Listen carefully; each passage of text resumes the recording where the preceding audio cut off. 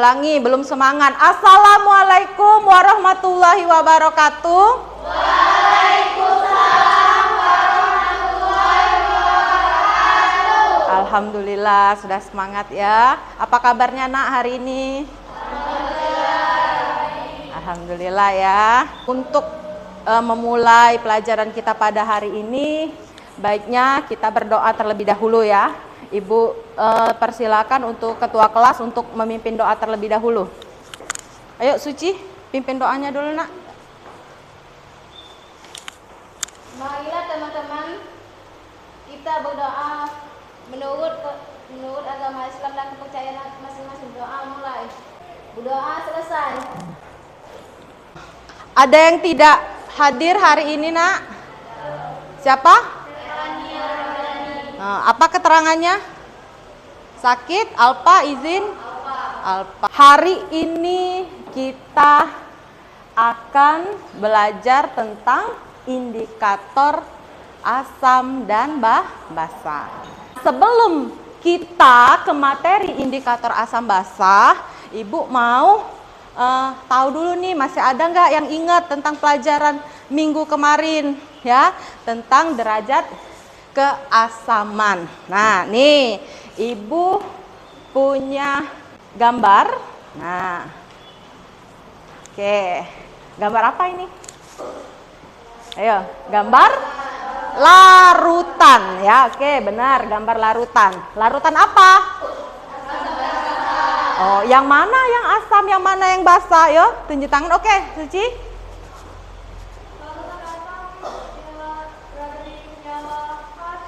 Oh, ini ya, larutan asam berarti senyawanya HCl. Kemudian larutan basa? Larutan basa itu NaOH. Bener nggak yang disebutkan temannya Suci tadi? Nah, oke ya. Jadi larutan basa itu NaOH, larutan asam itu HCl. Ada yang masih ingat berapa pH larutan asam, berapa pH larutan basa? Oke. pH larutan asam adalah 0,1 sampai dengan 6,9. Oh, berarti dari 1 ya, tuh ya, dari 1 sampai 6, oke. Kenapa 7 nggak masuk? Karena 7 termasuk larutan netral. Oke, kalau NaOH berapa pH-nya? Dari 7 sampai dengan 14. Dari 7, sampai 14. Jadi ya, kita mau pelajaran kemarin ya, itu asam itu pH-nya antara 1 sampai 6, nih. Lihat ya. Itu pH larutan asam. Bu, 7 itu pH apa, Bu? 7 itu pH larutan netral. Ya. Dan basa itu dari 7, sampai 14. Untuk tahu atau untuk mengidentifikasi larutan itu bersifat asam atau basa, kita perlu yang namanya indikator.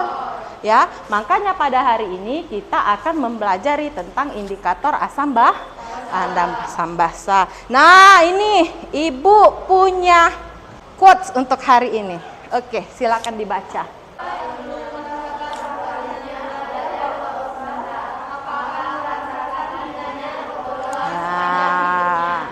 Jadi kesimpulannya apa? Kita harus rajin belajar. Belajar itu memang melelahkan nak, tapi insya Allah akan berbuah manis. Itu ya, akan menambah ilmu kita. KD yang akan diukur itu KD pengetahuan, nanti menjelaskan konsep asam basa serta kekuatannya dan keseimbangan pengionan dalam larutan.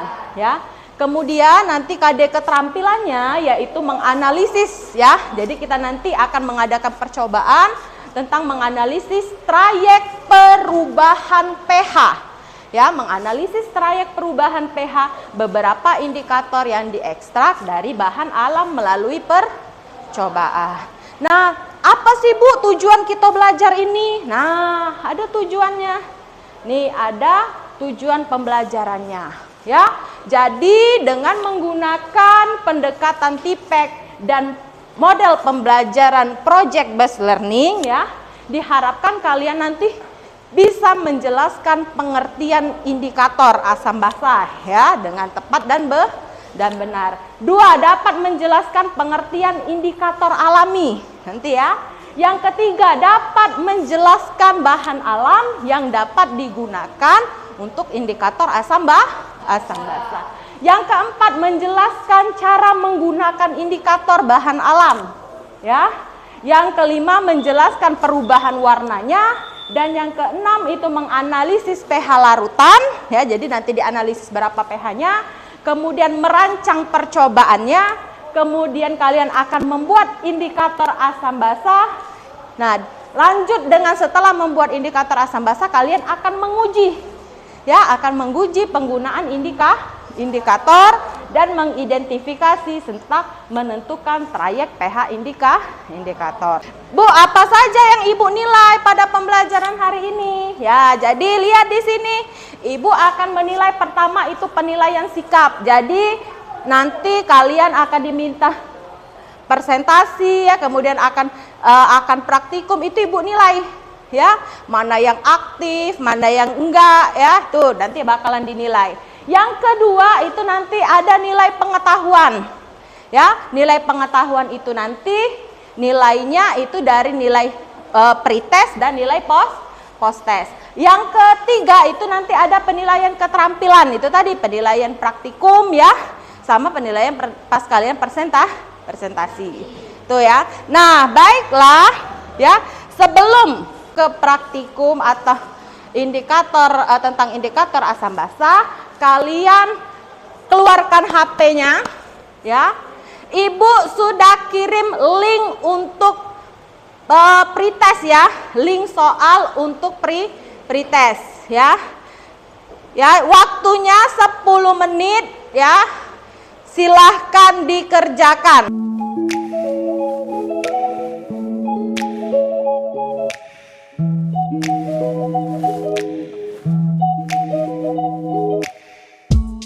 Model pembelajaran yang akan Ibu pakai yaitu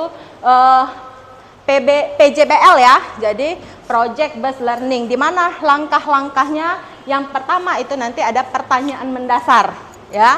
Pertanyaan ini yang akan menggiring kalian dalam mendesain perencanaan proyek ya. Jadi nanti kalian buat nih rancangan proyeknya, kalian menentukan bahan ya, menentukan alat, kemudian menentukan prosedur percobaannya, dan Ibu akan memantau ya. Jadi jika ada yang salah nanti akan kita perbaiki tuh ya.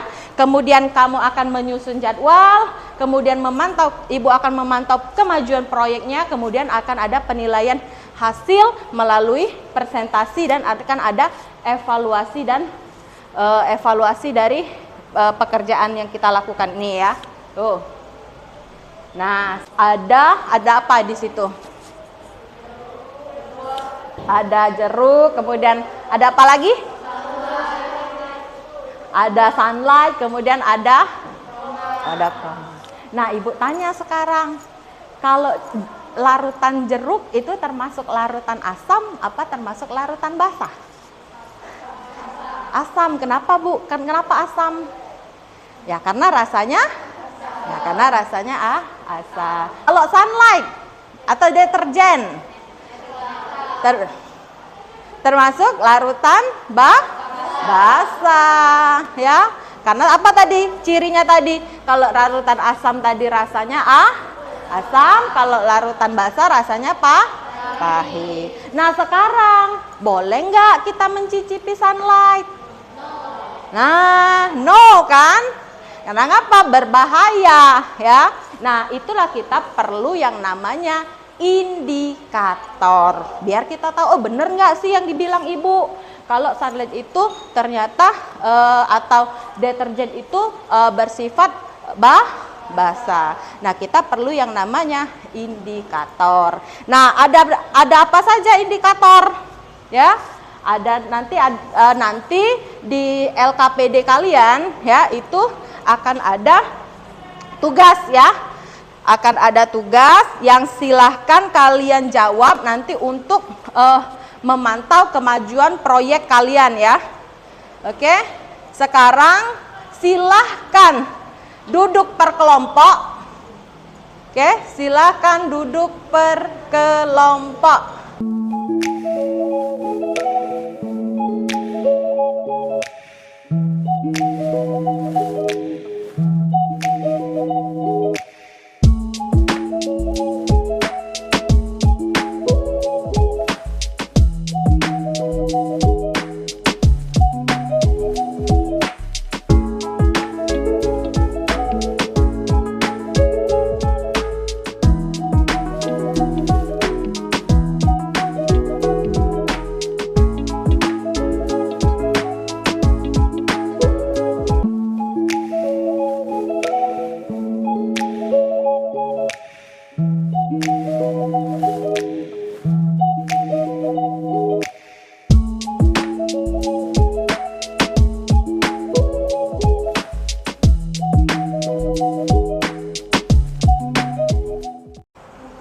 Untuk penelitian pertama dari kunyit. Ekstrak kunyit kalau dicampurkan dengan cuka akan merubah warna yang awalnya dari warna kuning menjadi warna yang kuning terang, bisa dibilang kuning terang. Sedangkan kalau dicampur dengan air jeruk akan merubah warnanya menjadi kuning keorenan. Sedangkan kalau ditambah dengan deterjen Apa itu akan yang ditambah deterjen? kunyit ditambah, kunyit. ya, Ya, ditambah dengan deterjen akan merubah warnanya menjadi oranye atau kehijauan. Sedangkan kalau kunyit dicampur dengan kapur sirih akan merubah warna kunyit menjadi warna oranye. Oke, terus Sedangkan kalau menggunakan ekstrak dari kembang sepatu, bunga kembang sepatu bunga ya. kembang Oke. sepatu, bunga kembang sepatu yang awalnya berwarna ungu akan merubah warna menjadi pink atau merah ketika dicampur dengan air cuka. Sedangkan jika bunga sepatu tersebut ditambah dengan air sabun, maka akan merubah warnanya menjadi ungu muda. Dan sedangkan jika bertambah dengan air jeruk, maka akan berubah menjadi warna pink atau merah, sama seperti air cuka tadi, karena sama-sama asam. Ada lagi? Sedangkan kalau kapur dia akan berubah menjadi warna biru. Oke, jadi kesimpulannya apa? Yang mana saja larutan yang tergolong asam dan basa? Mana yang asam tadi? Asam tadi air cuka dan jeruk nipis. Air cuka dan Dan jeruk jeruk nipis. nipis. Oke, kemudian yang tergolong basa? Basah itu kapur sama air sabun. Jadi kesimpulan kita hari ini ya, indikator asam basa atau indikator bahan alam itu dapat memberikan warna berbeda ketika diberikan suatu asam atau suatu basa sesuai dengan hasil percobaan kalian. Ini warna-warna ya sesuai literatur itu nanti warnanya seperti ini yang sudah kalian praktikumkan itu. Ibu akhiri ya, alhamdulillah hari ini sudah selesai ya. Untuk pertemuan selanjutnya itu tentang hidrolisis garam. Ya, nanti silakan pelajari itu tentang hidrolisis garam. Silahkan pelajari di rumah untuk pertemuan yang selanjutnya ya. Nah, Ibu minta kalian ya buka link yang ada di WA kalian untuk mengerjakan soal post test. Waktunya 10 menit mulai dari sekarang. Kerjakan.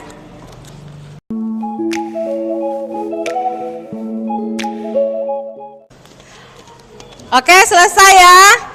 Oke, kita akhirin pelajaran hari ini. Ketua kelas pimpin doanya dulu.